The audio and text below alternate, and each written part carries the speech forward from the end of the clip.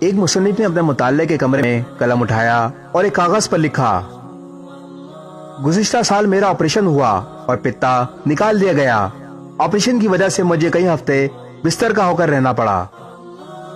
اسی سال میں ہی میری عمر 60 سال ہوئی اور مجھے اپنی پسندیدہ اور اہم ترین ملازمت سے سبکدوش ہونا پڑا۔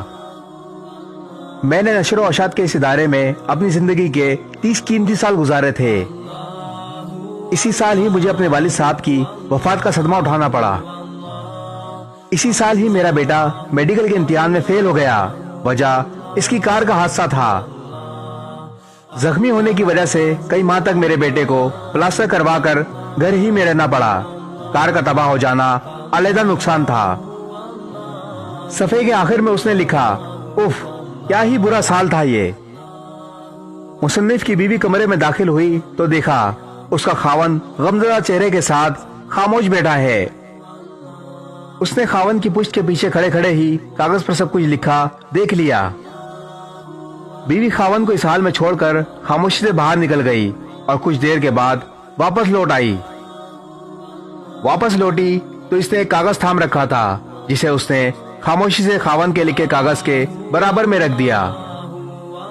خاوند نے کاغذ کو دیکھا تو اس پر لکھا ہوا تھا، اس گزشتہ سال میں آخر کار مجھے اپنے پتے کے درد سے نجات مل گئی، جس کی وجہ سے میں تکلیف میں مبتلا تھا۔ میں اپنی پوری صحت مندی اور سلامتی کے ساتھ 60 سال کا ہو گیا۔ اس پر اللہ کا شکر ہے۔ سالوں کی ریاضت کے بعد مجھے اپنی ملازمت سے ریٹائرمنٹ ملی ہے۔ اب میں اپنے وقت کو کچھ بہتر لکھنے کے لیے استعمال کروں گا۔ اسی سال ہی اللہ تعالیٰ نے میرے بیٹے کو ایک نئی زندگی عطا فرما دی۔ کار کے حادثے میں فولادی کار تباہ ہو گئی، مگر میرا بیٹا کسی معذوری سے بچ کر زندہ و سلامت ہے۔ آخر میں مصنف کی بیوی نے یہ فقرہ لکھ کر تحریر مکمل کی تھی، واہ ایسا سال جسے اللہ تعالیٰ نے رحمت بنا کر بھیجا اور بخیر و خوبی گزرا۔ اب ملاحظہ کیجئے، بالکل وہی حال و احوال پر ایک مختلف نقطہ نظر سے۔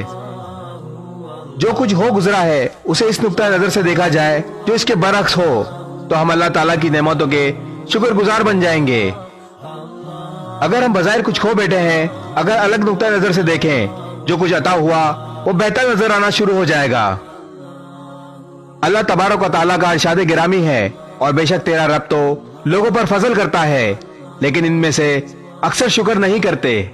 اس ویڈیو کو شیئر ضرور کریں، ہو سکتا ہے آپ کے ایک شیئر سے یہ بات کسی کے دل میں اتر جائے۔